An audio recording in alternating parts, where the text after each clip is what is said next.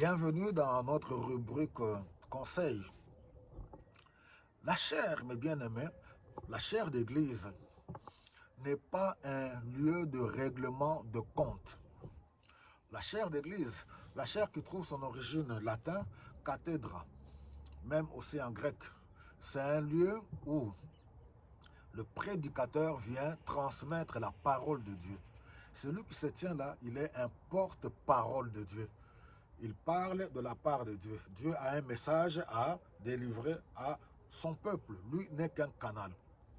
Déontologiquement parlant, c'est une personne qui est consacrée à Dieu, qui ne vit plus pour lui. C'est-à-dire, tout ce qu'il fait, ce n'est plus pour ses propres intérêts. C'est vraiment un appel particulier, c'est une vocation. En d'autres termes, c'est une personne qui est morte par elle-même.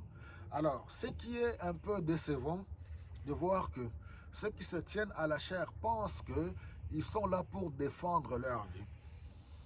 C'est devenu un lieu de règlement de compte. Qu'on t'insulte, qu'on te critique, si tu n'es pas prêt, ne monte pas à la chair pour apporter la parole de Dieu. Sinon, tu es en train de souiller, oui, le lieu saint.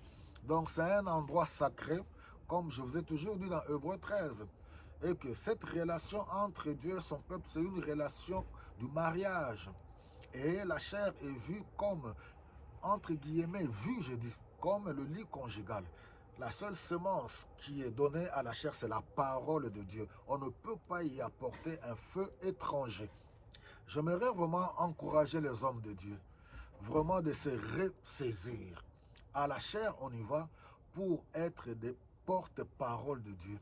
Certes, quand le Seigneur dit, l'apôtre Paul dit, oui, prêche, voilà, reprend, et ainsi de suite. Cela est vrai. Il y a une différence entre, parce que celui qui se tient un porte-parole de Dieu, c'est un prophète. La prophétie par excellence, c'est la parole de Dieu. J'en ai tellement parlé sur les prophéties, sur les prophètes. Un prophète, la prophétie constitue deux éléments.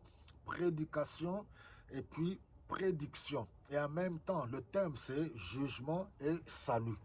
Celui qui se tient là, il annonce, il reprend le peuple, oui, par rapport au message reçu.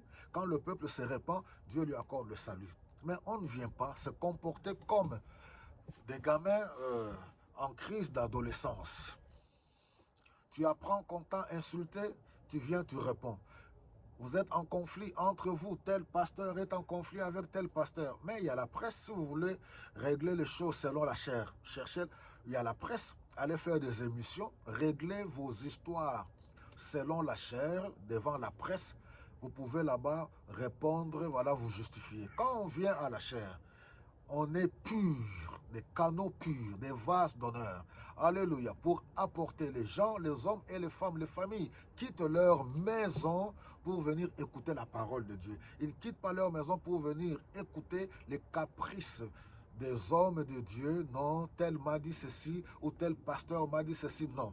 Je pense qu'il est temps de se ressaisir. On ne vient pas parler de ses biens matériels. On ne vient pas parler de ses membres de famille. On ne vient pas parler de ses maisons, de ses voitures, de ses vêtements. On vient annoncer la parole qui guérit, la parole qui sauve, la parole qui édifie. Parce que la prophétie elle-même, quand on voit dans 1 Corinthiens chapitre 14, celui qui prophétise, celui qui parle de la part de Dieu, il édifie, il console, il fortifie. Voilà, mes bien-aimés, il est plus que temps. Ce n'est pas compliqué. Alléluia. Le problème aussi de foi, c'est les âmes, les fidèles, qui sont aussi distraits.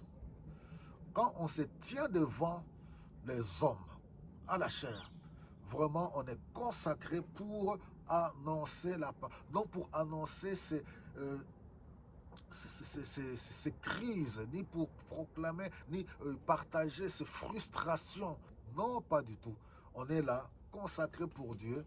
On n'est pas prêt, alors il faut prier, pleurer pour recevoir la restauration, pour être guéri, ou céder la chair à quelqu'un d'autre, tout simplement.